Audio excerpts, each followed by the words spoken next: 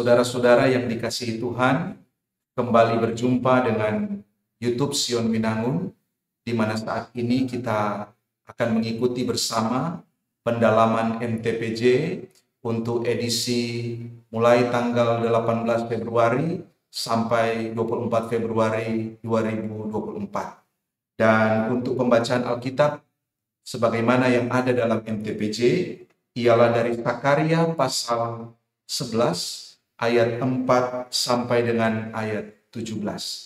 Sebelum kita membaca Alkitab, mari kita berdoa.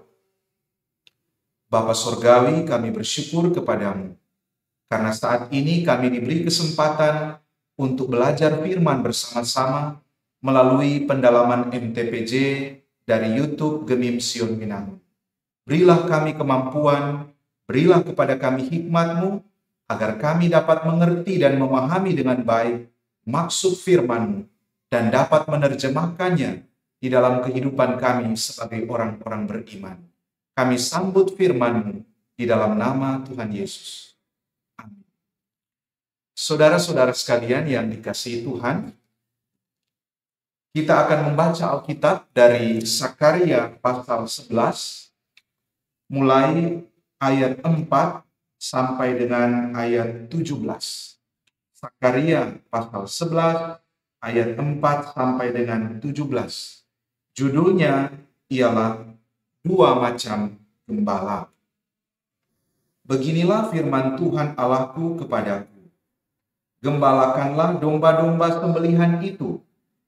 Orang-orang yang membelinya dan menyembelinya dengan tidak merasa bersalah. Dan orang-orang yang menjualnya berkata, "Terpujilah Tuhan, aku telah menjadi kaya." Dan orang-orang yang menggembalakannya tidak mengasihaninya. Sebab aku tidak lagi akan mengasihani penduduk bumi. Demikianlah firman Tuhan. Melainkan sesungguhnya aku akan menyerahkan manusia masing-masing ke dalam tangan gembala-gembalanya, ke dalam tangan rajanya. Mereka ini akan menghancurkan bumi, dan aku tidak akan melepaskan seorang pun dari tangan mereka. Maka aku menggembalakan domba-domba sembelihan itu untuk pedagang-pedagang domba. Aku mengambil 2 tongkat, yang satu kusebut kemurahan, dan yang lain kusebut ikatan. Lalu aku menggembalakan domba-domba itu. Dalam 1 bulan aku melenyapkan ketiga gembala itu. Kemudian aku tidak dapat menahan hati lagi terhadap domba-domba itu. Dan mereka pun merasa muak terhadap aku. Lalu aku berkata, aku tidak mau lagi menggembalakan kamu. Yang hendak mati, biarlah mati. Yang hendak lenyap, biarlah lenyap. Dan yang masih tinggal itu, biarlah masing-masing memakan daging temannya.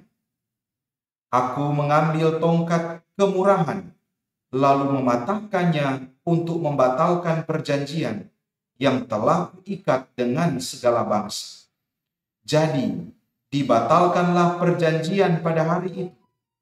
Maka tahulah pedagang-pedagang domba yang sedang mengamat-amati aku, bahwa itu adalah firman Tuhan. Lalu aku berkata kepada mereka, jika itu kamu anggap baik, berikanlah upahku, dan jika tidak, biarkanlah. Maka mereka membayar upahku dengan menimbang 30 uang perak. Tetapi berfirmanlah Tuhan kepadaku, serahkanlah itu kepada penuang logam, nilai tinggi yang ditaksir mereka bagiku. Lalu aku mengambil ke-30 uang perak itu dan menyerahkannya kepada penuang logam di rumah Tuhan. Kemudian aku mematahkan tongkat yang kedua, yaitu ikatan, untuk meniadakan persaudaraan antara Yehuda dan Israel. Sesudah itu berfirmanlah Tuhan kepadaku, ambillah sekali lagi perkakas seorang gembala yang pandir. Sebab sesungguhnya aku akan membangkitkan di negeri ini seorang gembala yang tidak mengindahkan yang lenyap, yang tidak mencari yang hilang, yang tidak menyembuhkan yang luka, yang tidak memelihara yang sehat, melainkan makan daging dari yang gemuk dan mencabut kuku mereka. Celakalah gembalaku yang pandir, yang meninggalkan domba-domba. Biarlah pedang menimpa lengannya dan menimpa mata kanannya. Biarlah lengannya kering sekering-keringnya, dan mata kanannya menjadi pudar sepudar-pudarnya. Saudara-saudara yang dikasihi Tuhan, kitab Sakaria adalah termasuk kitab nubuat yang ditulis dan disampaikan sesudah pembuangan, yang sifatnya berbeda dengan nabi-nabi sebelum pembuangan. Nama Sakaria sendiri diambil dari Nabi Sakaria itu sendiri, dan berarti Tuhan telah mengingat. Ketika rakyat Yehuda kembali dari pembuangan di Babel, atau pembuangan dari Babel tahun 538 sebelum Masehi, maka mereka kembali ke tanah air mereka, ke Yehuda dan ke Yerusalem. Mereka mulai membangun kembali bait Allah yang telah hancur sejak tahun 586 sebelum Masehi, yang dihancurkan oleh tentara Babel. Kitab Sakaria, dan berarti Nabi Sakaria sendiri, adalah sesaman dengan Nabi Hagai yang mendesak supaya pembangunan bait Allah yang terhenti itu dapat dilanjutkan kembali. Jadi Nabi Sakaria menyampaikan desakan, menyampaikan seruan supaya mereka kembali mau tergerak untuk membangun bait Allah yang telah hancur itu, sebab mereka memulaikan satu kehidupan yang baru di Yehuda lepas dari pembuangan Babilonia. Mengapa bait Allah begitu penting dalam kehidupan umat Israel? Karena bait Allah sebagai pusat ibadah umat, sekaligus lambang berkat Allah untuk umat yang telah dipulihkan itu. Saudara-saudara yang dikasihi oleh Tuhan Yesus, masalah lain yang dijumpai oleh umat Israel sesudah mereka pulang dari pembuangan adalah mereka tidak memiliki pemimpin seperti mereka memiliki raja pada waktu sebelum Israel atau Yehuda dihancurkan. Mereka tidak memiliki rumah sebagai tempat tinggal mereka. Dan seperti dikatakan tadi, tidak ada bait Allah. Mereka juga berhadapan dengan masalah-masalah di bidang ekonomi. Tidak ada ladang yang harus mereka kerjakan, dan pekerjaan-pekerjaan lainnya yang dapat menopang ekonomi mereka. Itulah sebabnya masalah umat ketika mereka kembali dari pembuangan juga sungguh kompleks.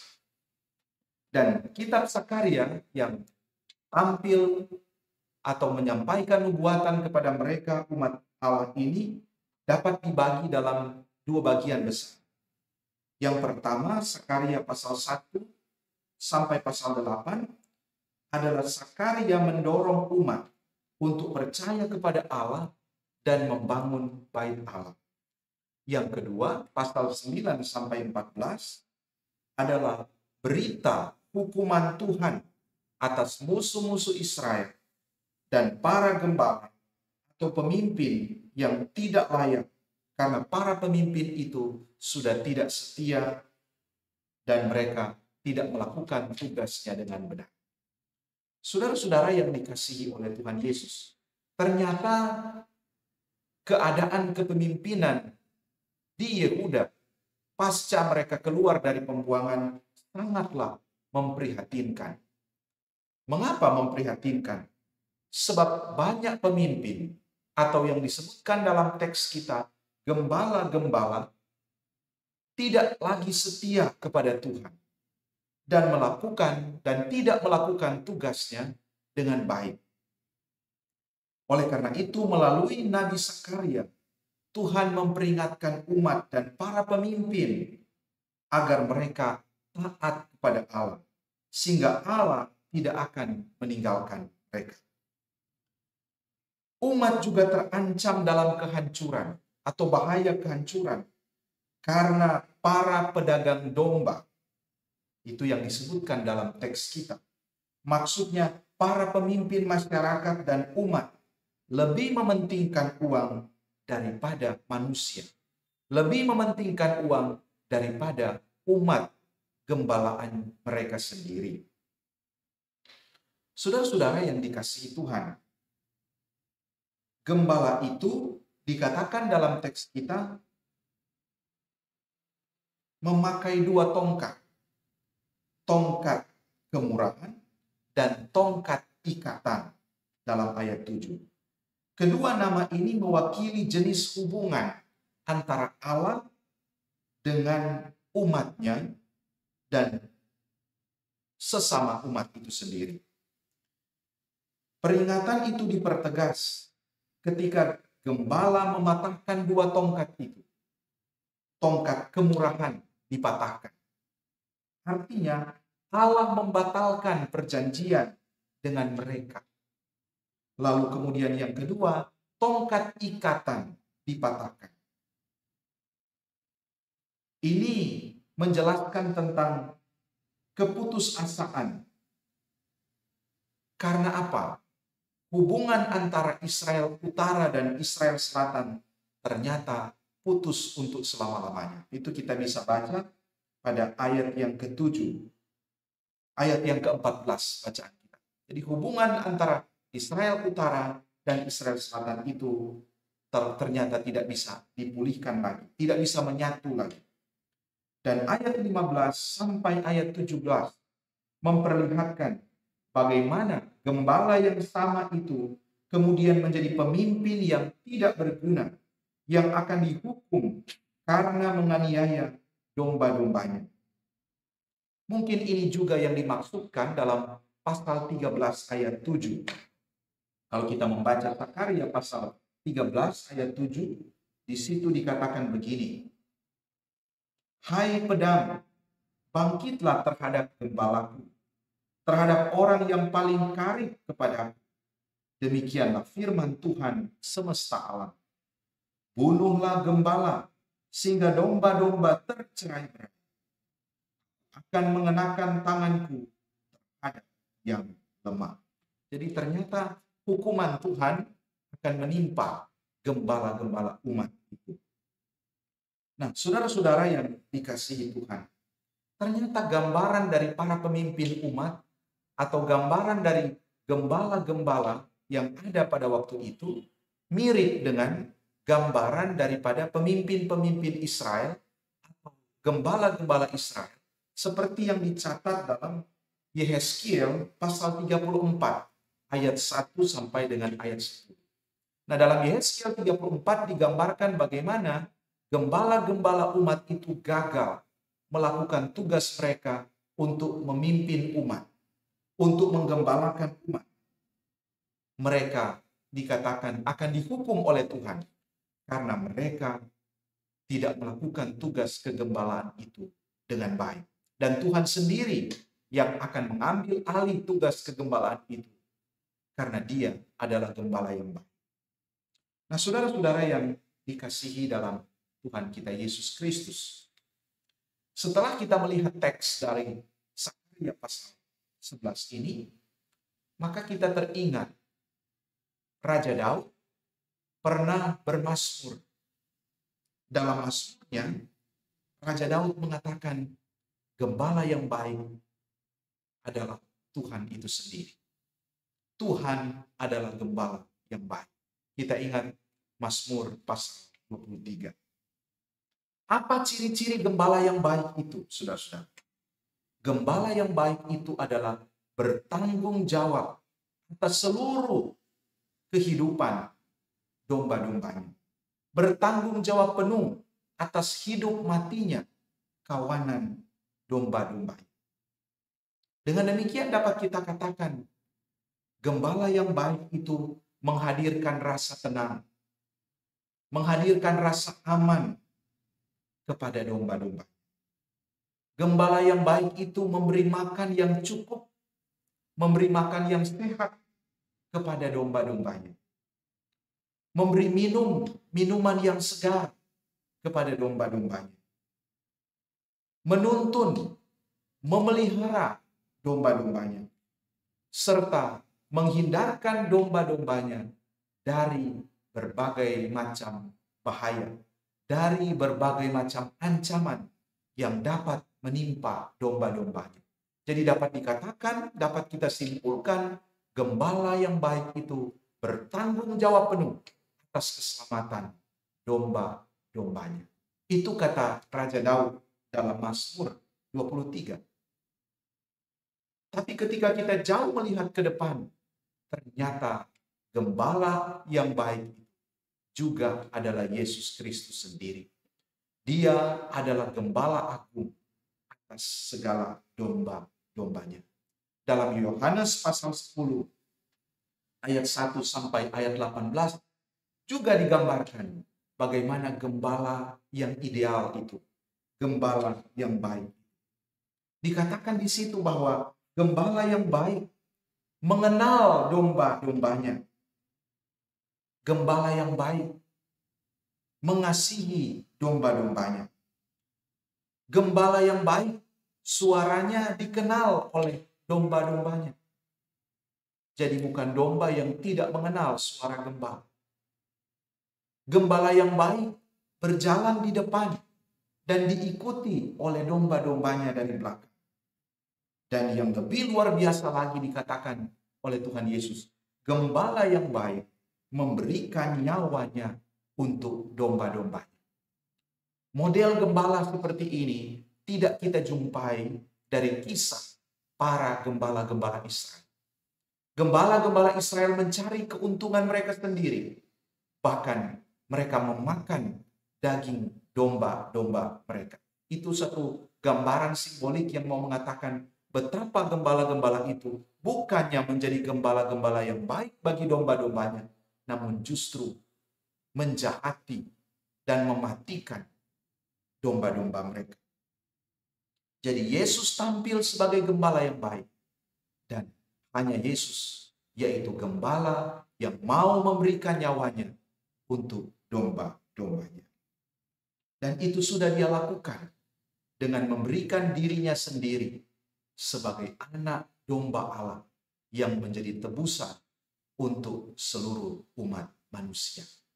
Saudara-saudara yang dikasihi oleh Tuhan Yesus Kristus, kita dapat menarik beberapa hal penting dari teks yang sudah kita baca.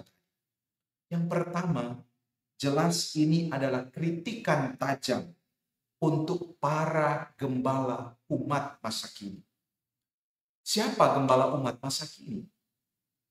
Gembala umat masa kini adalah para pemimpinnya, para pelayan khususnya, baik para pendeta, guru agama, penatua, diaken, dan semua yang dipanggil sebagai kelengkapan pelayanan gereja dapat dikatakan sebagai para gembala umat.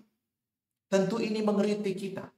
Sudahkah kita mencontoh model daripada gembala yang baik yang dinampakkan dan yang ditunjukkan oleh Yesus Kristus sebagai gembala yang baik? Saudara-saudara yang dikasihi Tuhan, sejak minggu ini kita juga memasuki minggu-minggu sengsara Yesus Kristus di tahun 2024. Dari minggu-minggu sengsara ini kita kemudian diajak lagi untuk memahami tentang peristiwa dan kesengsaraan yang telah dijalani dan yang telah dilewati oleh Yesus Kristus sebagai gembala agung kita. Dia gembala yang baik. Dia rela berkorban untuk domba-dombanya. Dia melewati jalan sengsara via dolorosa. Dia dihina, dia dipukuli, bahkan dia rela mati, memberikan nyawanya sebagai tebusan atas dosa-dosa kita. Itulah contoh, itulah teladan dari seorang gembala yang baik, yang mau berkorban untuk domba-dombanya. Pengorbanan Yesus untuk kita sungguh luar biasa. Sungguh tak ternilai harganya. Karena nyawanya sendiri dia berikan untuk kita domba-dombanya. Oleh karena itu ajakan yang kedua kepada kita, mari kita meniru, mari kita meneladani sifat dan sikap Yesus yang mau berkorban, yang rela berkorban. Rela berkorban berarti mau berkorban tanpa menuntut embel-embel sebelum dan sesudahnya. Kadangkala dalam kehidupan kita, dalam interaksi kehidupan kita sehari-hari, kita mau berkorban asal kita mendapatkan imbalan. Kita mau berkorban asal kita mendapatkan sesuatu yang lebih menguntungkan. Yesus memberikan contoh. Dia mau berkorban dengan tulus. Dia mau berkorban dengan memberikan jiwa, kehidupannya, nyawanya untuk kita tanpa menuntut pamrih. Itulah pengorbanan yang tulus dari seorang gembala yang baik. Dan di minggu-minggu sengsara ini, mari kita memandang kepada Yesus. Dia telah datang ke dalam dunia, dia telah merendahkan diri, mengambil rupa seorang hamba, menjadi sama dengan kita manusia, kecuali dalam hal dosa. Dan memberikan keteladanan kepada kita untuk mau berkorban. Selamat memasuki minggu-minggu sengsara Yesus Kristus di tahun 2024 ini. Kita masuk pada minggu sengsara yang pertama dan kita percaya dalam penghayatan kepada Dia yang sudah datang berkorban untuk kita, rela menderita sengsara untuk kita, menebus dosa-dosa kita, maka kita diajak dan dipanggil untuk senantiasa bersyukur kepadanya. Saudara-saudara yang dikasihi Tuhan, mari kita berdoa. Bapa Sorgawi, terima kasih atas firman-Mu yang boleh kami baca dan renungkan bersama dalam pendalaman MTPJ. Dan kami percaya firman-Mu akan menguatkan kami, firman-Mu akan membimbing kami untuk hidup semakin hari, semakin mengasihi Tuhan, semakin hari, semakin mengandalkan Tuhan di dalam hidup. Berkati kami semua Bapa, di dalam nama Tuhan Yesus kami berdoa. Amin.